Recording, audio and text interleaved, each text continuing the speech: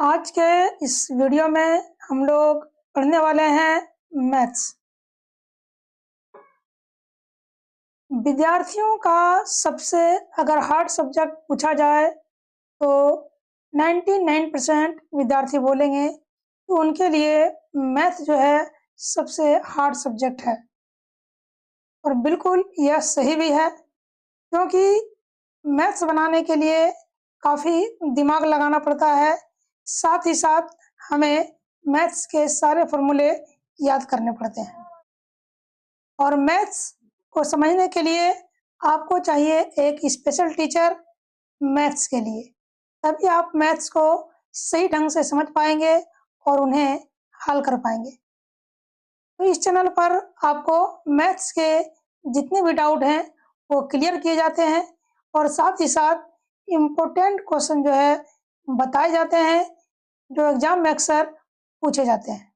तो आइए बिना देर किए हम आपको बताते हैं कि किस प्रकार के प्रश्न जो एग्जाम में पूछे जाएंगे। तो अब तक हम लोगों ने 50 इम्पोर्टेंट क्वेश्चन को कर चुके हैं। आज हम लोग 51 से प्रश्नों को देखेंगे। तो आइए देखते हैं। 51 हमारा प्रश्न है कि एक रैखिक समीकरण का घात होगा, यानी रैखिक समीकरण का घात कितना होगा आपको बताना है। 4 ऑप्शन आपके सामने है। पहला है 0, दूसरा है 2, तीसरा है 1 और चौथा है इनमें से कोई नहीं। तो रैखिक समीकरण का जो घात होता है वो होता है 1। और यदि यहाँ पे रैखिक की जगह पर द्विघात समीकरण का घात अगर पूछ लिया जाए तो आप लिखिएगा 2। और अगर त्रिघात समीकरण के बारे में पूछ लिया जाता है तो उसका आंसर हो जाएगा 3। क्लियर? चलिए क्वेश्चन देखते हैं। Next 52, 10 radian by 2।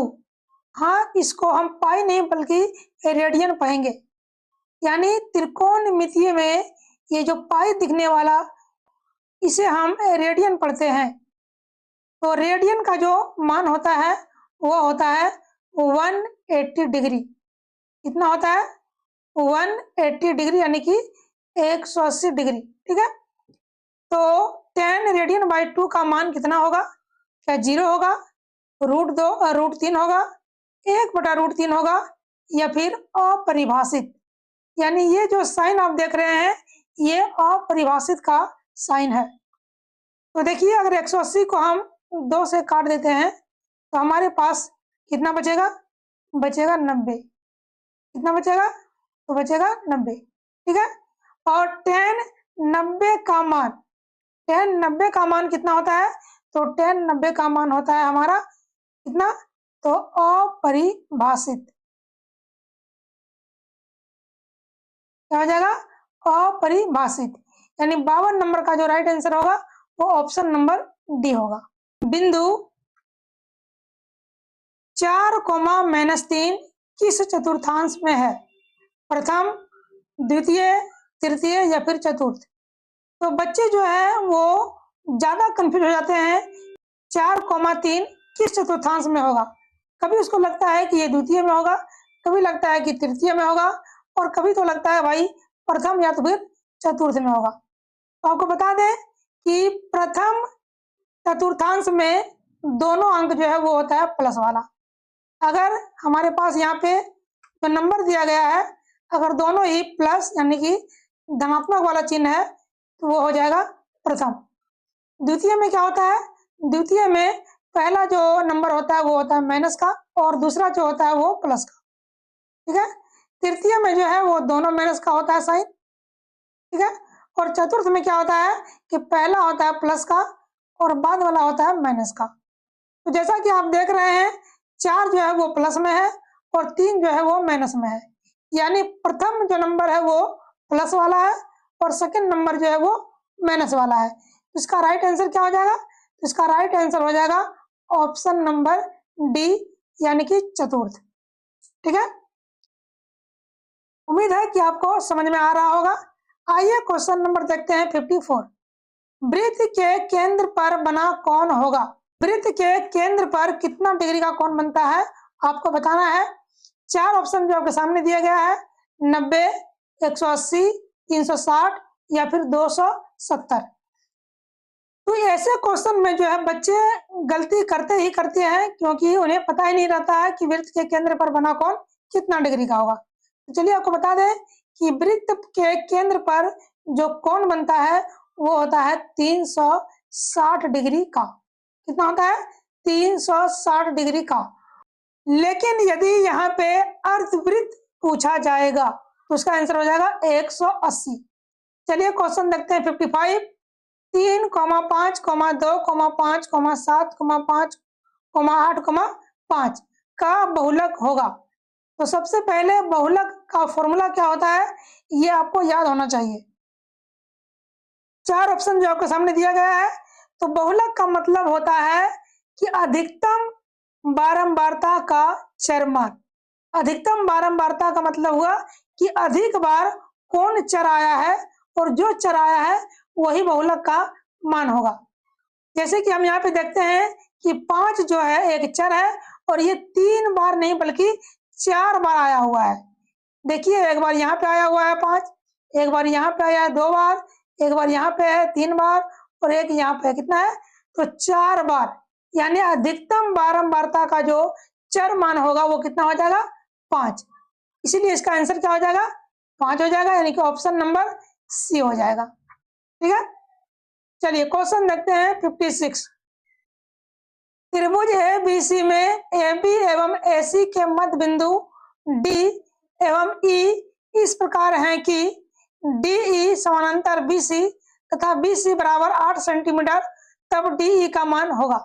तो DE का मान कितना होगा आपको बताना है। तो चलिए इसको पहले समझते हैं। मान लेते हैं कि ये जो त्रिभुज है वो ABC है, तो हम यहाँ लिख लेंगे A, B और C। ठीक है, और AB एवं AC का, यानी कि AB ये वाला हो गया लेफ्ट साइड वाला और AC हो गया क्या तो राइट साइड वाला। इसका जो मध्य बिंदु है, यानी कि मान लेते हैं कि बीच में जो है वो बिंदु है। ठीक है, ये बीच में क्या है बिंदु है जो कि हम मान लेंगे D और E। ठीक है, तो DE जो है वो AB और AC का क्रमशः बिंदु है और DE समांतर BC, तो DE जो है वो BC के समानांतर है। तो BC बराबर 8, तो मान लेते हैं कि BC का मान जो है वो 8 है। तो DE का मान कितना होगा? तो याद रखिएगा कि DE जो है वो BC का हमेशा आधा होगा, यानी कि 4 होगा। यानी ऑप्शन नंबर सी जो है वो आपका राइट आंसर हुआ। ठीक है, चलिए क्वेश्चन देखते हैं 57। Question number 57। एक सिक्के को उछालने पर एक चित्त आने की प्रायिकता होगी, यानी जब एक सिक्के को उछाला जाएगा तो उसमें प्रायिकता का मान कितना आएगा? 1/2 आएगा, 2/3 आएगा, 4/3 आएगा या 5/4 आएगा। तो देखिए सिक्के का जो कुल परिणाम होगा, कुल जो परिणाम होगा उसका मान कितना होगा? उसका मान होगा 2, है ना, क्योंकि सिक्का में या तो चित आएगा या तो पट आएगा, कोई तीसरा चीज तो आने वाला है नहीं, यानी कुल घटना जो है वो कितना हो जाएगा 2। अब यहाँ बोला जाता है कि एक चित आने की, तो चित जो है हमेशा एक ही आएगा, एक से अधिक आने वाला नहीं है, क्योंकि सिक्का में एक चित होता है और दूसरा हमारा जो है वो पट वाला होता है। यानी कि एक को हम ऊपर लिखेंगे और नीचे कितना रहेगा हमारा कुल घटना, यानी कि 2। इस प्रकार से हमारा जो आंसर है वो क्या आ जाएगा 1/2, यानी ऑप्शन नंबर ए जो है वो आपका राइट आंसर है। चलिए क्वेश्चन देखते हैं 58। AP यानी समांतर श्रेणी 4, 10, 16, 22, 28 ... का सर्वांतर होगा। सर्वांतर का मतलब होता है अंतर, कितना का डिफरेंस है। तो चलिए हम क्या करेंगे, दूसरे पद में पहले पद को घटाएंगे या फिर तीसरे पद में दूसरे पद को घटाएंगे, या फिर ऐसा कह ले कि आगे वाले पद में से उसके पीछे वाले, यानी जस्ट पीछे वाले पद को हमें घटाना है। तो चलिए हम यहाँ 10 में से 4 को घटा लेते हैं। तो 10 में जब 4 को घटाएंगे तो कितना बचेगा हमारे पास तो हमारे पास बचेगा 6। क्या बचेगा? 6। तो याद रखिएगा, हमेशा आगे वाले पद में से पीछे वाले पद को घटाना है, ना कि छोटे वाले और बड़े वाले पद को आपको देखना है, नहीं तो फिर आपका जो आंसर है वो गलत हो जाएगा।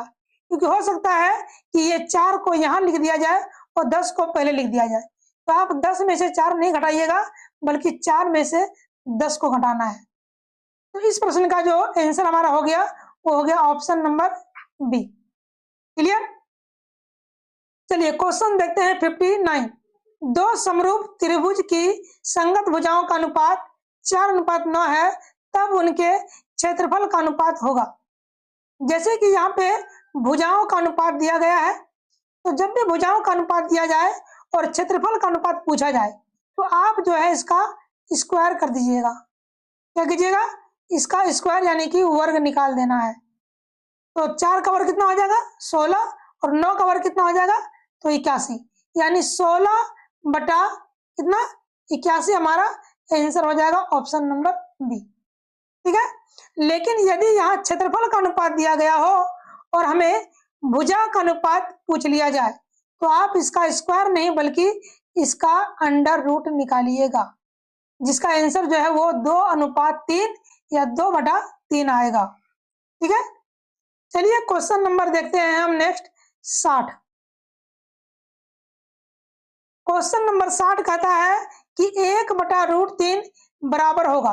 क्या tan 60 का मान 1/√3 होता है, cos 45 का मान 1/√3 होता है, sin 30 का मान होता है, या tan 30 का मान होता है? तो चलिए आपको बता दें कि 1/√3 जो है वो tan 30 डिग्री का मान होता है। ऑप्शन नंबर डी जो है वो हमारा राइट आंसर है। और tan 60 का पूछा जाएगा तो tan 60 का मान जो है वो होता है √3। कितना होता है? √3।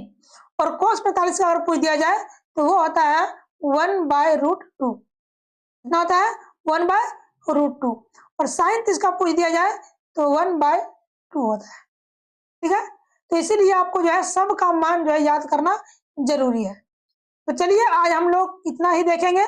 आने वाले वीडियो में ऐसे ही प्रश्नों को हम देखेंगे और सीखेंगे। उम्मीद है कि हमारा ये वीडियो, हमारा ये क्लास आपको बेहद पसंद आया होगा। यदि आपने हमारी इस वीडियो से कुछ सीखा हो, कुछ जाना हो, और यदि वीडियो आपको अच्छा लगा हो तो इस वीडियो को शेयर करें। मिलते हैं नेक्स्ट वीडियो में।